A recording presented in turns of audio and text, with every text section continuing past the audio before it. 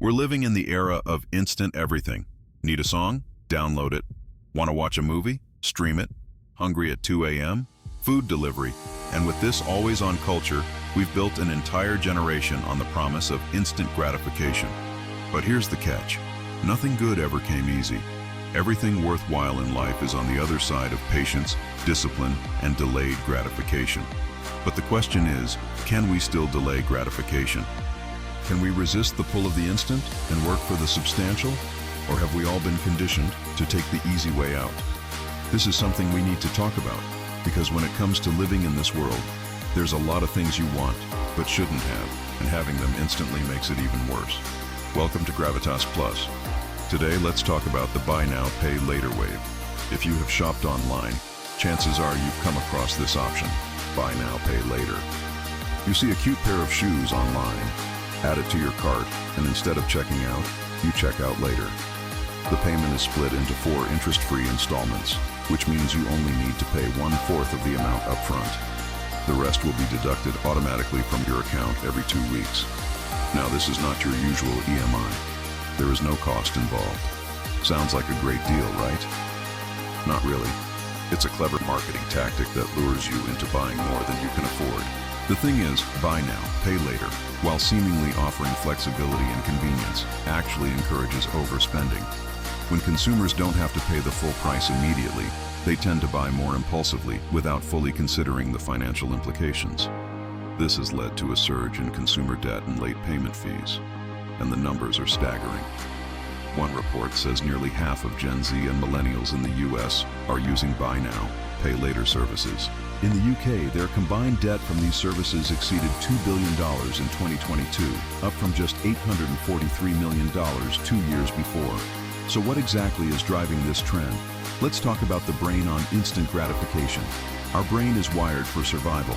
It craves immediate reward and shuns potential danger. Back in the day, this meant running away from a lion or chasing down some food. These immediate reactions were critical for survival. But here's the thing. The world we live in today, it plays to the brain's basest instincts. Every notification, every like, every new purchase triggers a surge of dopamine, the feel-good hormone. This spike in dopamine reinforces the behavior. The more you engage, the more you get hooked. Dopamine was our brain's way of keeping us alive, but now it's hijacked by social media and instant gratification apps. Take social media, for instance. A study found that the anticipation of checking social media activates the same region of the brain as a drug addict anticipating a fix. On these platforms, the pursuit of likes and followers mimics the brain's reward circuit. Each like simulates a dose of dopamine, creating a cycle of continuous validation seeking. But here's the kicker. This dopamine rush from social media is way more intense than the real-world interactions. A study from the University College London found that the mere presence of a smartphone with notifications is enough to reduce our attention span significantly. It doesn't matter if the notifications are work-related or not. Just having the phone around reduces the capacity to handle tedious tasks or delay gratification. This constant distraction keeps our brain in a chronic state of stimulation, making it harder to focus on the long-term goals. In this context, instant gratification acts as a painkiller. It numbs our feelings of boredom, loneliness, or sadness.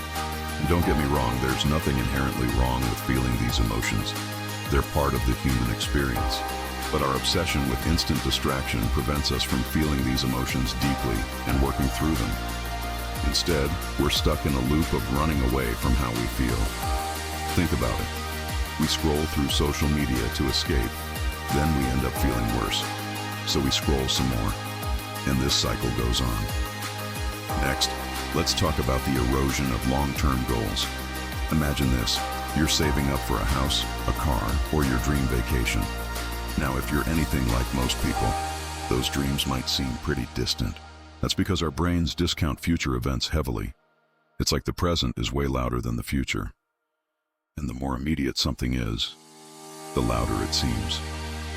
So if I ask you to choose between $10,000 today and $100,000 in 5 years, you'd probably take the $10,000 now. And this is where instant gratification comes in. It tricks us into taking smaller bites of our long-term goals. For example, Imagine you're trying to save $10,000 for a down payment on a house. Instead of putting aside a large chunk of money each month, you could opt for a latte habit. Instead of saving $100 a month, you decide to buy a cup of coffee every day, spending $2 a day or $60 a month. In this scenario, you may not notice the dent in your savings initially, but over time, the monthly expenses add up. Before you know it, you've spent $720 on lattes instead of saving for your dream house. And this slow leak of money happens constantly. Whether it's impulse purchases or small subscriptions that add up, this gradual erosion of savings can derail long-term plans without you realizing it. And that's the problem with instant gratification. It slowly chips away at our goals until there's nothing left to show for our efforts. Finally, let's talk about the societal ripple effects. As more and more people fall into the trap of instant gratification, it creates a ripple effect in society. Consumer debt is on the rise. People are spending more than they earn, relying on credit to fuel their lifestyle.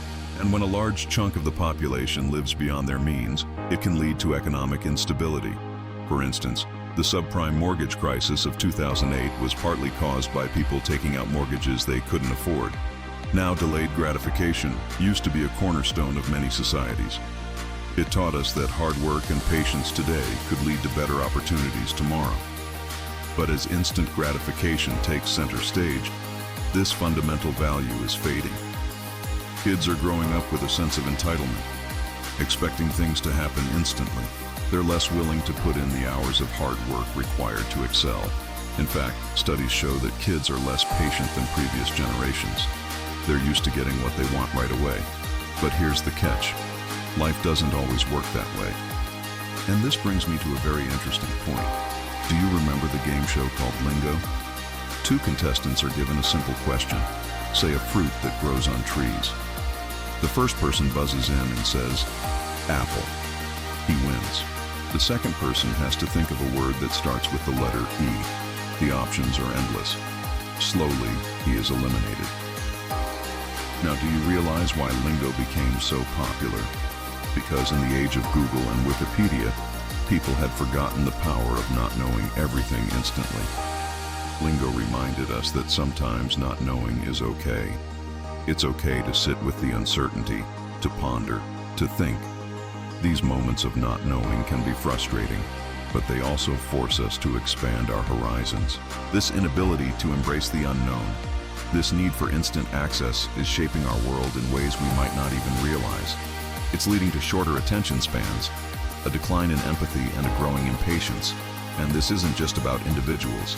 It's influencing the very fabric of our society. Now, here's the big question. How do we break free? How do we rediscover the art of delayed gratification? Well, it starts with awareness. Recognizing the subtle ways instant gratification is creeping into our lives is the first step. Then, we need to cultivate mental resilience. Setting micro habits that help us pause, reflect, and make conscious choices is crucial.